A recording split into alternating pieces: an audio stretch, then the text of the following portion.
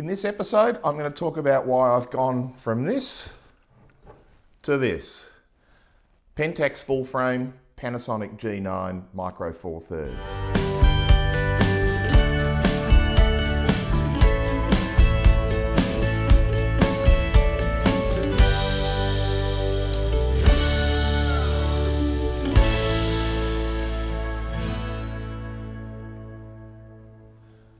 Well, it's been a monumental decision to go away from a camera system that I've been using for 40 years. I've been a devout Pentax user, and it is sort of devout. Once Pentax got overtaken by Nikon and Canon, the Pentaxians who remained were almost fanatical, and I was one of them. I love the technology that's built into the cameras. I love the feel of the cameras. The Pentax K1 full frame is the best camera I've ever used. Some would argue that it's been overtaken since it was released in technology by some of the Nikon and Sony cameras, but I just love it. So why am I changing? If you compare this with this, for size and weight, it's ridiculous. The last 2 or 3 times that I've been traveling interstate and overseas for holidays, and I've been taking camera gear with me, I haven't been able to take all of my kit. These are my 3 standard lenses that I use 95% of the time. 24 to 70 millimeter f2.8 on the Pentax K1. The Tamron 70 to 200, which I adore. Seriously sharp, very easy to use, beautiful feel in the hand, and a Sigma 300 f2.8, usually with a 1.4 telephoto lens on.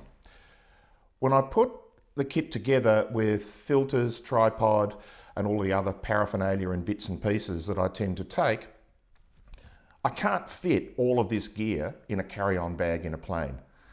This by itself kicks the weight over significantly. And so I either have to make compromises by taking less or by putting some gear into my checked baggage. And I hate putting gear in checked baggage. I really don't like it. I've been caught a couple of times on domestic airlines carrying too much for carry-on luggage. And at one point I actually declined to travel on the plane because they were going to force me to put my camera gear in checked baggage. So what was the solution? The solution was to either carry less or to downsize. And I could downsize by going to an APS-C camera, which I already have. I already have an APS-C camera, Pentax K3, which again I love, and it works beautifully on this long lens, but it's still heavy. I'm not losing the lens weight. And so I chose to go to Micro 4/3. I did an enormous amount of research into what people think about it, and everybody talks about it's a 2 times crop sensor. You don't have the same dynamic range, you don't have the same noise reduction. It's clearly got fewer pixels, but I tested these in shop. I actually walked into a camera store. They were really cooperative, and asked them, can I actually test this out? And this is a piece of advice for you. If you're actually going to look at buying a camera or a lens, if it's a lens, take your own camera. If it's just looking for a camera, take an SD card into the store, ask to put it into the camera, test it out, play with it in store, ask if you can go outdoors, which they were kind enough to do, shoot some shots. I didn't bring a tripod in to test what it was like on a tripod, but what I was really interested in was how this thing handled, handheld, but also did it compete with the sharpness, the dynamic range and so on with the full frame Pentax camera. I then took the SD card home, stuck it on the computer, had a look, and I was very pleased with the results. So I've replaced my 24 to 70 with a 12 to 35, and just look at the difference in size. It's a huge difference in size and weight, and I'll put the weights of these lenses and camera and full kit up on screen when I'm doing post-production, just to show you the difference. But 12 to 35, 70 to 200 versus 35 to 100, same focal length when you account for the 2x crop factor. There's no contest as to which one I'd rather be carrying, either on a plane or carrying around, hiking along beaches, up mountain trails and so on. I'm carrying enough extra weight myself. I don't need to be putting more on my back. And I've got this 100 to 400 Panasonic Leica lens, which on the crop factor camera is the equivalent of a 200 to 800. And just look at this. Which one would you rather be carrying? This on my K3 gives me roughly the equivalent of a 600mm f4 lens when I have the 1.4 adapter on. This is 200 to 800. It's not f4, but I can live with it being f6.3 at 800mm. The other thing that swayed me was being able to hand hold these cameras. I usually use, and have you seen in most of my videos when I'm shooting landscape, I'm using a tripod. When I'm shooting wildlife, sometimes it's convenient to have a tripod, and often if I'm walking long distances, the irony is that it's easier to carry the tripod with you, a bit of extra weight on your back or your shoulder, but when you stop, you can just put everything down and the camera's off the ground and it's ready to shoot. But it's not as convenient if you're wanting to get quick access to the camera and being able to just pick it up, point and go click. Birds in flight and those sort of things just don't work on a tripod. This is a seriously heavy and unwieldy lens to use. It's also not quite long enough. Even at 600mm, I just wanted a little bit of extra length on it. And if I put it on the full frame, then it's only 420mm. Going out to 800 and being able to hand hold, at least physically hand hold it, made a huge difference to the way I was thinking about traveling and shooting wildlife, and being able to carry the tripod when I needed it. So the thing that I really was convinced about to going to Micro Four Thirds, and either Olympus or Panasonic, was the alleged stabilization that is built into camera and into the lenses. The Pentax that I've got here has inbuilt body stabilization. It works very nicely and it works well, but none of the lenses that work with it have stabilization built into those lenses. These all have stabilization in the lens as well.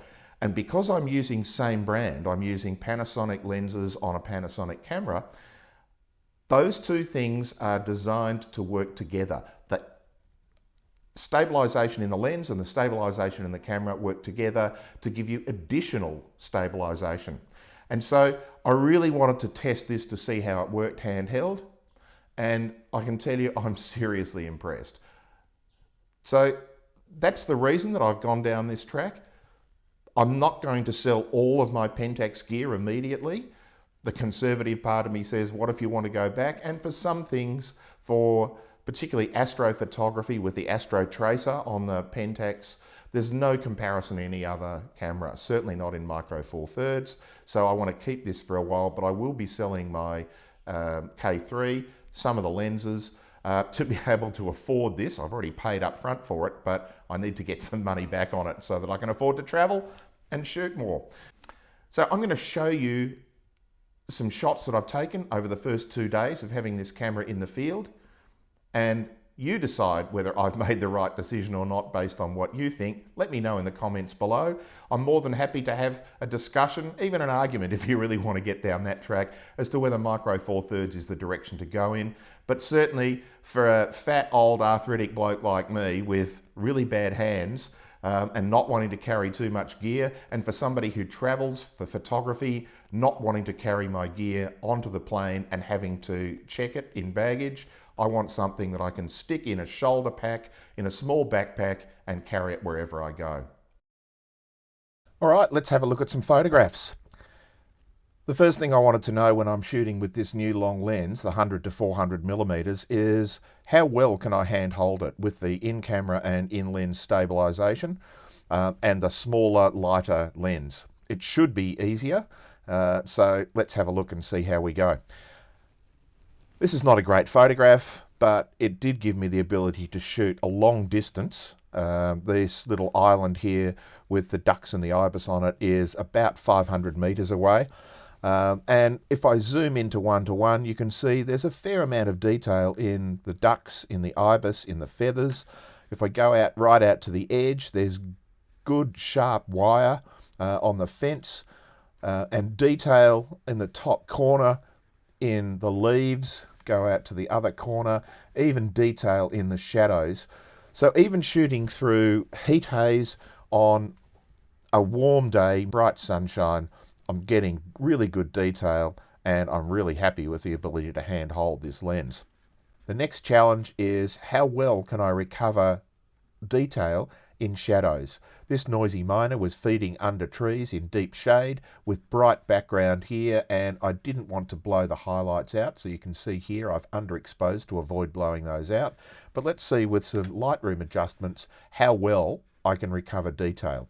And you can see here there's fine feather detail and a little bit of graininess, but not a lot of noise in the image at ISO 800. So very pleased with that.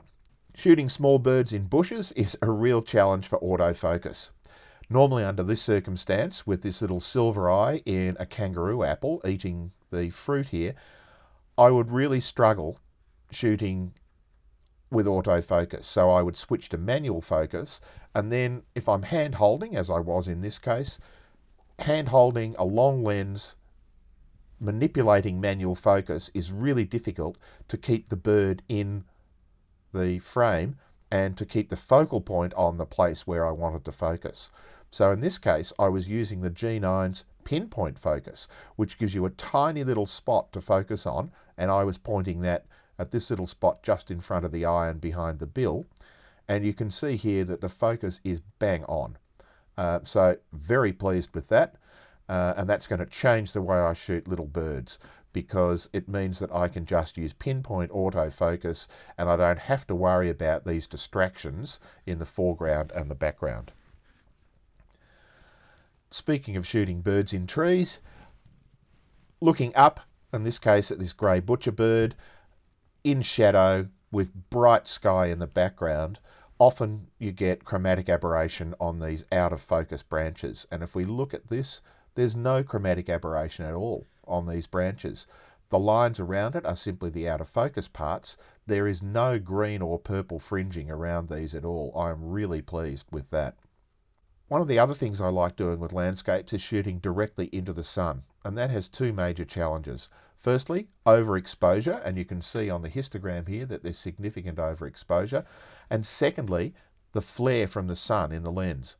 And you can see here there is zero flare. There is no aberrations of light with weird colours and weird flare patches anywhere in the image. And I have the ability to recover these highlights really nicely. So the sun here is still going to be bright white, but I can recover all of the detail in these highlights. So the sensor in this camera is really good at retaining detail in shadows and detail in highlights. One of the other challenges that people talk about a lot with micro four thirds cameras is the inability to get nice out of focus backgrounds or bokeh. So when I found this juvenile magpie sitting on a wire fence, I shot it again at maximum telephoto range, 400 millimeters with the 100 to 400, and at the maximum aperture of f6.3, just to see what the background would do. Because this was late in the evening, just before sunset, I also had the ISO bumped up to 1600, so this gave me another chance to look at noise, and also because I had to underexpose the bird because I didn't want to blow out the white feathers in the highlights here, and you can see I'm just getting the whites right up to the edge without blowing them out. This is going to be a good test for 2 or 3 things with this lens. So this is the straight raw file, and if I add some adjustments to it, you can see if we come in close, there's a little bit of graininess here. It's not bad, it's manageable, and later on I'll show you the final version of this image where I've pulled the noise out of it. But you can see the detail in the feathers here, but also the background, and this bushes in the background were only about 3 or 4 meters behind the bird. They weren't a long distance away, but it's quite pleasant. On the other hand, if you can line up a bird with the background further away, then it does give you this really great ability to blur out the background completely. So yes, there are challenges and you can't beat physics, but you still can get really nice blurred background. And if we zoom in here, you can see there's just a tiny little bit of grain here, but that's really controllable in the software. I haven't done any adjustments for noise, but you can also see how sharp this is, to the point where if you look closely in the bird's eye, you can see the reflection of me in there. This is about as challenging as it can get. Low light, high ISO, reasonably slow shutter speed for shooting birds with a long lens at 400 millimeters, wide open aperture, and a messy background. And if we put all of those things together and I zoom in here, and this is the flat raw file, the bird's sharp. The autofocus on pinpoint has hit focus despite the fact that it has this distracting foreground and distracting background, and there's enough detail in this bird to make a reasonable shot. It's not an award winner, but it's a good test of the ability to handhold this lens, the stabilization working, the autofocus working, the ability to pull detail out in shadows. I'm really happy. But the ultimate test of the ability to handhold a long lens is shooting the moon. So this is handheld, ISO 1600, 400 millimeters, f6.3 at 1/800th of a second, and it's seriously sharp. I can't do much better than that, even putting the camera on a tripod. So overall, I am really happy. I'm really impressed with the ability of this camera to retain detail in shadows and highlights. The ability to shoot handheld. The stabilization is fantastic. The lack of chromatic aberration on this long lens is an unexpected bonus. I love how sharp this lens is. Just have a look at the fine detail in the feathers and the eye. The ability to shoot directly into the sun with the wide angle to tele zoom lens. The bokeh and noise control is more than acceptable. And the pinpoint autofocus works like a dream. So I think this is the way I'm going to go. I'm more convinced now that the Pentax gear is going to be sold, and that's really hard to say because I've been a huge fan of Pentax cameras for a long time. But let's see what happens in the future. So if you've enjoyed this video, please like, subscribe, tell your friends, do all of those things. But remember, pixels are free, so get out there and shoot more. Well, they're free if you don't go buying new cameras. See ya.